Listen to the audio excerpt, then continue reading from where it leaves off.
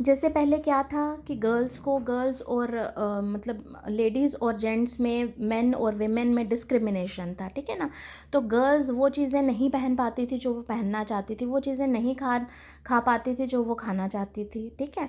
तो उससे क्या होता था कि बिजनेस हाउसेस को कुछ ज़्यादा अफेक्ट नहीं, अब ऐसा है कि अब जो वो अपनी चॉइस से कुछ भी पहनती हैं या कोई भी चीज़ें हैं, तो उसके अकॉर्डिंगली बिजनेस हाउसेस को जो है प्रोडक्शन करनी पड़ेगी।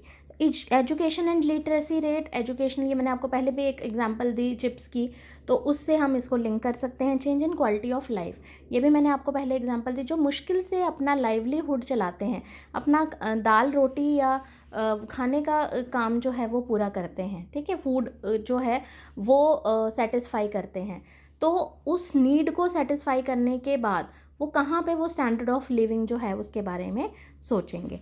तो equal status of man and women in the work place, ये मैंने आपको पहले ही बताया। तो इस क्वालिटी ऑफ लाइफ के लिए जैसे मैं एक और एग्जांपल आपको दूंगी, जैसे सपोज बड़ी मुश्किल से किसी ने मारुति 800 जो है वो अरेंज किया लेना, ठीक है। तो वहाँ पे आप बड़ी बड़ी उस एरिया में उसी लेवल के लोग रहते हैं, तो वहाँ पे आप बहुत बड़ा जो है शोरूम जो है बड़ी बड़ी गाड़ियों का या लग्जरीज कार्स का जो है वो नहीं खोल सकते, उसका कोई फ़ायदा ही नहीं है, वहाँ पे वो प्रोडक्ट जो है आपका नहीं चलेगा, क्लियर।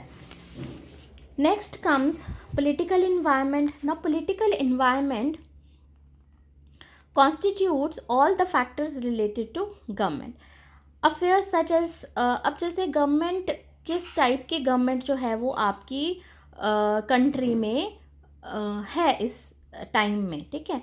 तो वो गवर्नमेंट जो भी पॉलिसीज़ बनाएगी, जो भी स्ट्रैटेजीज बनाएगी बिजनेस हाउसेस के लिए, उसी के अकॉर्डिंगली उन बिजनेस हाउसेस को चलना पड़ेगा। So type of factors such as type of government in power, किस टाइप की गवर्नमेंट है, एटीट्यूड क्या है उनका towards the business houses, policies changes implemented by different government, क्या क्या पॉलिसीज़ हैं उनकी, तो अकॉर्डिंगली जो है वो अफेक्ट करेगा।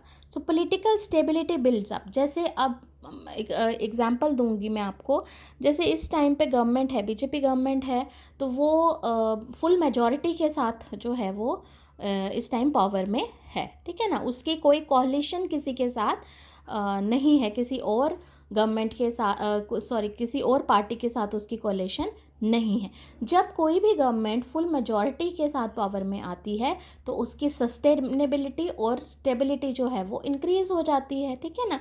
तो उनमें आपस में डिफरेंसेस जो हैं वो किसी के साथ नहीं हो सकते, because they belong to one party only, ठीक है। तो जब अलग अलग से पार्टीज़ जो हैं वो कोalition करती हैं, तो हर पार्टी की अलग से पॉलिसीज़ होती हैं, तो वहाँ पे डिफरेंसेस जो हैं वो होने के चांसेस जो हैं वो हो जाते हैं। अब गवर्नमेंट को पता है कि एटलीस्ट 5 ईयर्स या 6 ईयर्स के लिए तो हम पावर में हैं, तो वो बड़े बड़े प्रोजेक्ट्स के लिए उसके अकॉर्डिंगली सोच सकते हैं। So political stability builds up confidence among business organisation, और बिजनेस ऑर्गेनाइजेशंस को भी पता है कि कम से कम 5 साल तक तो ये गवर्नमेंट रहेगी, इनके रूल्स, इनकी पॉलिसीज़ ऐसी ही रहेंगी, उसी के अकॉर्डिंगली वो बड़े बड़े प्रोजेक्ट्स में इन्वेस्ट करने की सोच सकते हैं, ठीक है। जैसे इस गवर्नमेंट ने, मैं कुछ एग्जांपल्स आपको दूंगी, गवर्नमेंट ने हमें डिजिटल इंडिया दिया, startup India and production, startup India दिया, स्किल इंडिया दिया। डिजिटल इंडिया मतलब कि हर एक को जो है वो टेक्नोलॉजी से वेल वर्स होना है।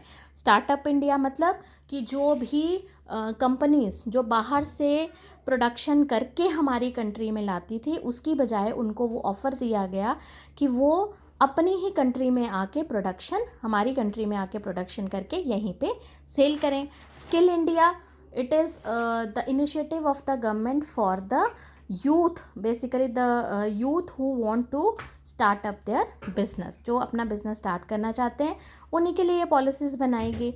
तो common factors and forces of Indian political environment, अगर हम प्रेजेंट बिजनेस की बात, प्रेजेंट पॉलिटिकल इन्वायरमेंट की बात करें, जैसे स्वच्छ भारत अभियान है।